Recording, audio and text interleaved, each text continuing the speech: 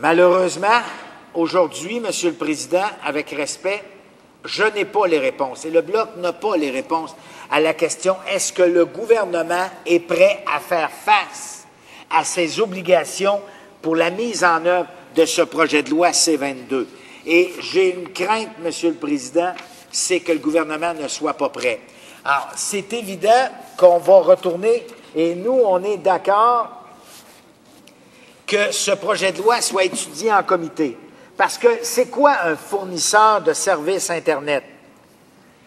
Ça a l'air facile de le dire de même, Monsieur le Président. Ça semble être utilisé pour ceux qui offrent des services d'accès à Internet.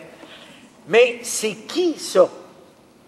Et est-ce que c'est ceux également qui offrent des services de courrier électronique, de services d'accueil et des sites de réseautage sur Internet? Ça, c'est vraiment pas clair dans le projet de loi actuel. Parce que quand on regarde fournisseur de services Internet, un terme généralement utilisé pour ceux qui offrent des services d'accès Internet.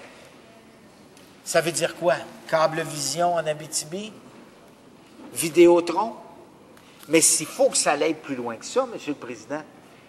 Il faut qu'on soit capable d'aller chercher les courriers électroniques, les services d'accueil, les sites de réseautage. Par exemple, est-ce que ça comprend Twitter?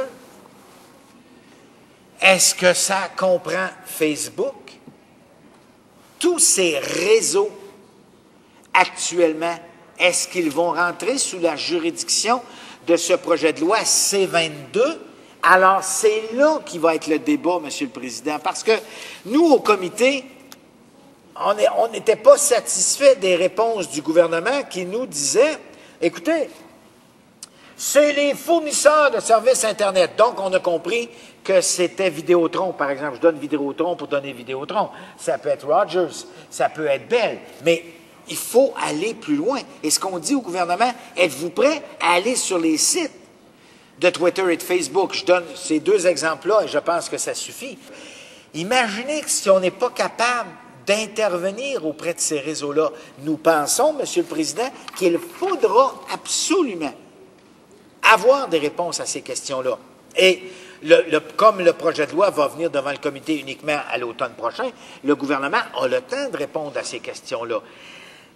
On est prêt, en tout cas du côté du Bloc, à même faire des amendements à cet effet-là, à déposer des amendements, à proposer des amendements pour il faut absolument éradiquer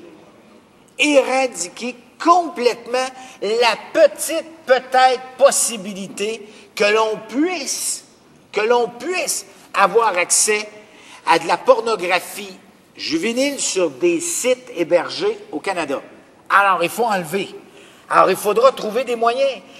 Il faudra donner, et ça m'apparaît, Monsieur le Président, excessivement important, de donner au corps policier la possibilité de mettre en œuvre des escouades spéciales, des groupes d'intervention, qui vont être capables de suivre à la trace, parce que il y a une obligation de dénoncer, Monsieur le Président, dans ce projet de loi.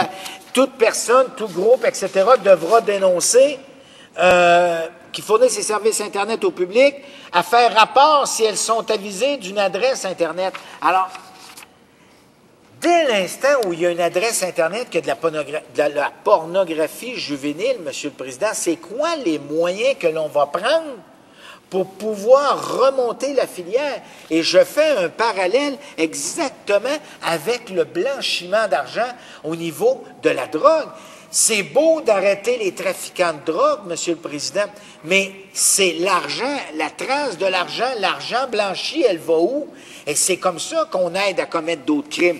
Il nous apparaît évident que la pornographie juvénile est sûrement, sans l'ombre d'un doute, Monsieur le Président, la pornographie juvénile rapporte des millions, des centaines de millions de dollars au crime organisé. Alors, Monsieur le Président, il faut qu'on donne les moyens efficaces à nos corps policiers d'y faire face. On sait comment ça fonctionne, Monsieur le Président. Dès l'instant où on se rend compte qu'il y a un site, et dès que le serveur, dès que quelqu'un détecte qu'il pourrait être mise en doute, on ferme le site et on le rouvre à une autre place. Alors, il faudra que le gouvernement se donne les moyens. Et ça, pour l'instant, malheureusement, on n'a pas de réponse.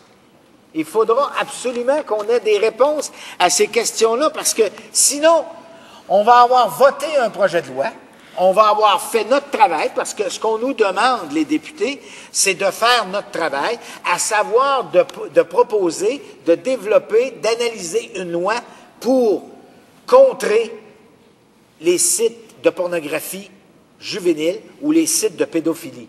Alors, Monsieur le Président, c'est clair, on va le faire. Soyez sans crainte.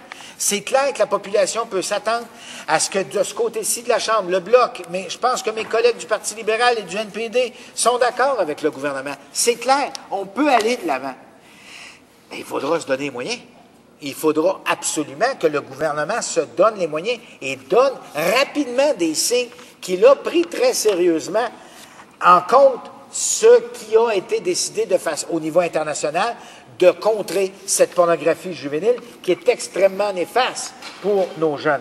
Et on revient en 2008, ça avait été signé, Monsieur le Président. En 2008, les ministres fédéraux, provinciaux, territoriaux responsables de la justice étaient d'accord, ont convenu que la réponse du Canada à la pornographie juvénile serait renforcée par une loi fédérale. En 2008, en septembre 2008, Monsieur le Président, ça va faire 2 ans bientôt. Et on n'a rien. Pourquoi? Parce qu'on a prorogé la session l'automne passé et on a repris avec presque 6 semaines de retard et qu'on n'a pas été capable d'étudier les projets de loi qu'ils veulent nous faire étudier rapidement. Mais ce projet de loi-là, Monsieur le Président, le projet de loi C-22, il est clair que nous allons être d'accord avec ce projet de loi.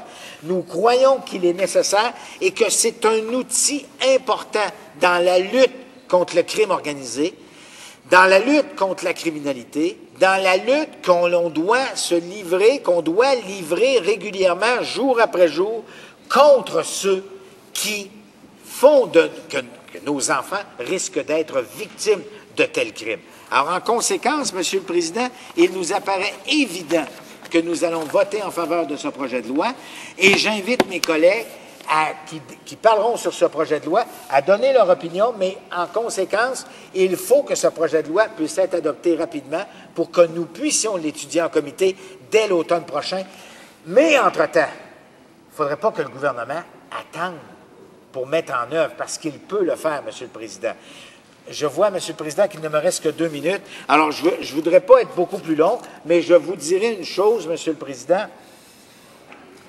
juste des statistiques intéressantes. Dans 61% des cas d'agression sexuelle signalés à la police et dans 21% des cas d'agression physique, la victime était un enfant. 72% des Canadiens pensent qu'il est facile de trouver de la pornographie juvénile sur Internet. 92% des Canadiens se disent préoccupés par la distribution de pornographie juvénile sur Internet et 96% jugent qu'il est important d'avoir un service de signalement de pornographie juvénile sur Internet. Et dans les foyers qui ne réagissent pas, qui ne régissent pas l'usage d'Internet, donc les foyers, beaucoup de foyers au Canada, les enfants indiquent dans 74% des cas qu'ils sont laissés à eux-mêmes quand ils vont sur Internet.